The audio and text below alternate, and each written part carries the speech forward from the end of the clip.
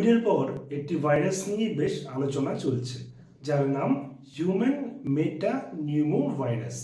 এই ভাইরাসটি দিয়ে আক্রান্ত চীনে বেশ কিছু কেস পাওয়া গেছে এবং ভারতবর্ষ এই ভাইরাস নিয়ে বেশ আতঙ্ক ছড়িয়ে পড়ছে। আসুন এই ভাইরাস সম্পর্কে দু চার কথা জেনে নেওয়া যাক। এটি আরএনএ গ্রুপের একটি ভাইরাস।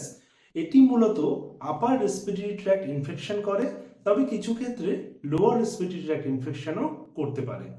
এই ভাইরাস দ্বারা আক্রান্ত হলে সাধারণত কমন কোল্ডের মতোই এর সিমটম হয়। নাক দিয়ে জল ঝরা, কফ ওঠা, জ্বর হওয়া, শ্বাসকষ্ট, বুকে সাই সাই শব্দ এবং র্যাশ এগুলো হতে পারে।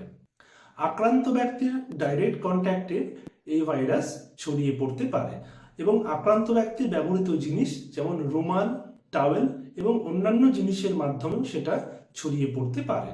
বাচ্চারা যাদের বয়স 5 বছরের নিচে এবং প্রবীণ নাগরিক যাদের বয়স 65-র ওপরে এবং যাদের ইমিউনো কম্প্রোমাইজ স্টেট রয়েছে তাদের ক্ষেত্রে এর ফ্যাটালিটি রেট একটু বেশি। যেহেতু এটি একটি ভাইরাল ইনফেকশন, কাজেই এই ভাইরাসে আক্রান্ত হলে অ্যান্টিবায়োটিকের তেমন খুব একটা রোল নেই। যদি সুপার অ্যাডেড ব্যাকটেরিয়াল ইনফেকশন হয় তবে সেক্ষেত্রে অ্যান্টিবায়োটিকের প্রয়োজন হতে পারে। এই ট্রিটমেন্ট মূলত conservative or symptomatic. Oxygen IV ফ্লুইডের মাধ্যমেই এর ট্রিটমেন্ট করা হয়।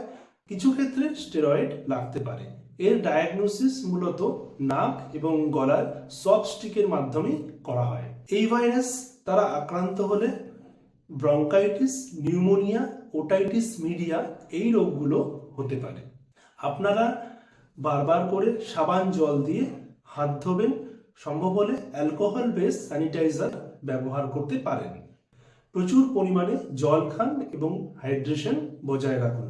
যদি কোনো কারোর কমন কোল্ড হয় তার থেকে একটু দূরত্ব বজায় রাখুন। আপনাদের যদি কমন কোল্ড হয় সেক্ষেত্রে অবশ্যই মাস্ক ব্যবহার করুন। আক্রান্ত বাচ্চার যদি জ্বর 103-এর ওপরে থাকে, প্রচুর পরিমাণে শ্বাসকষ্ট হয়, র্যাশ বেরোয় এবং আগের সিমটমগুলো যদি বাড়াবাড়ি হয় তবে ইমিডিয়েটলি ডাক্তারবাবুর পরামর্শ নিন এবং সেই মতো হসপিটালাইজড হন। মনে রাখবেন, এই ভাইরাস দ্বারা আক্রান্ত হলে বেশিরভাগ ক্ষেত্রেই সেটা সেলফ লিমিটিং এবং নিজে থেকেই সেরে যায়। কাজেই বেশি গুজব ছড়াবেন না। আজ এ পর্যন্তই। খুব ভালো থাকুন, সুস্থ থাকুন। নমস্কার।